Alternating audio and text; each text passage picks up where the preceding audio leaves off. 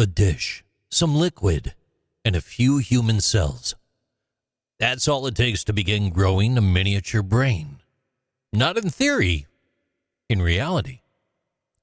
In 2023, researchers at the University of Cambridge watched stem cells assemble themselves into layered spheres, about 4 millimeters across. That's 0.16 inches. That mimicked early human cortex. Electrical signals began firing. Primitive brain waves emerged. The cluster wasn't conscious, but it was alive. And it wasn't the only organoid in development.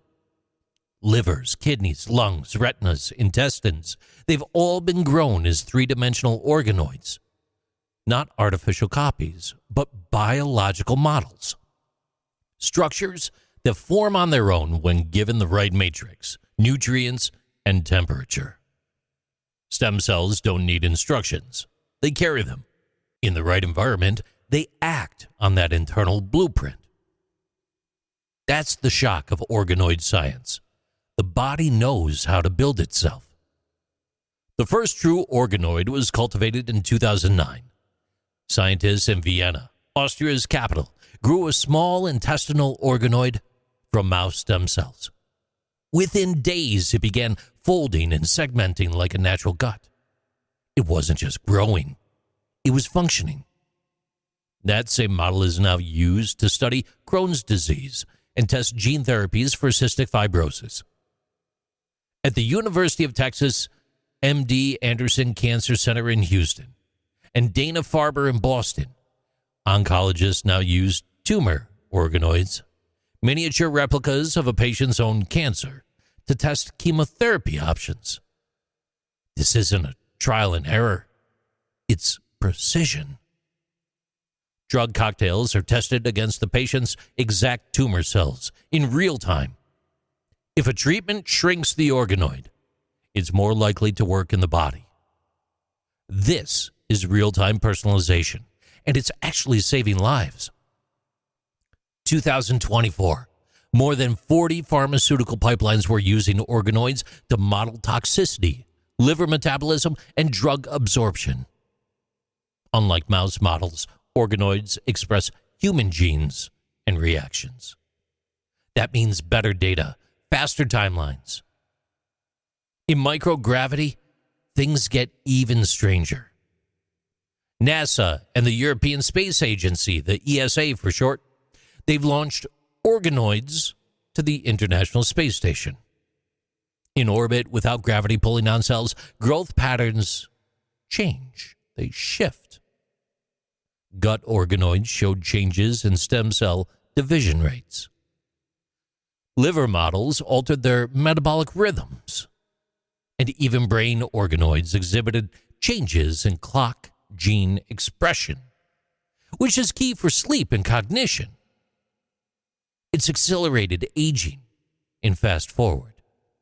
And it matters because astronauts on multi-year missions to Mars, they will experience muscle wasting, immune dysfunction, and cellular aging.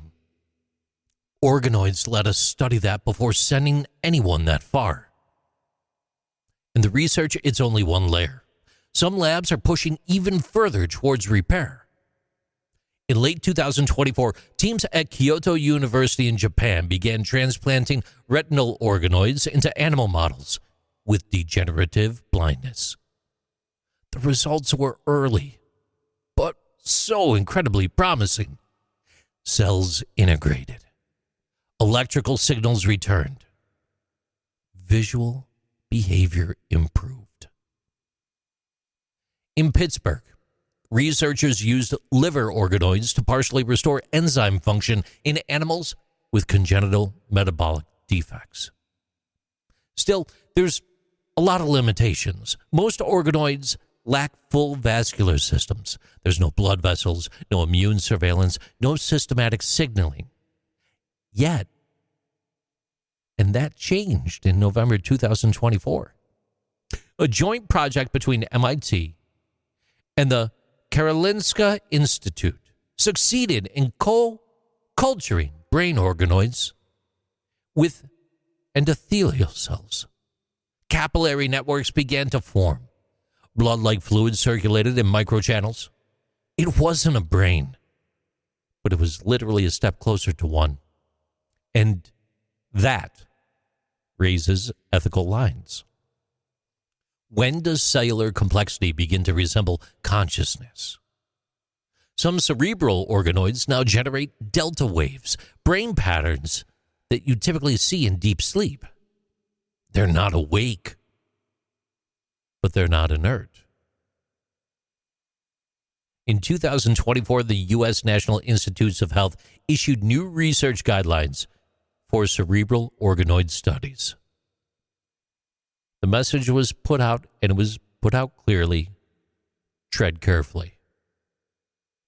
Organoids are not the future. They're right now. They're the present. They're not full organs. They're not artificial, but biological tools grown and not built. They're teaching us how disease begins, how drugs work, how aging unfolds. They're showing us that biology, left alone in the right conditions, will try to repair itself. And sometimes, just sometimes, it succeeds.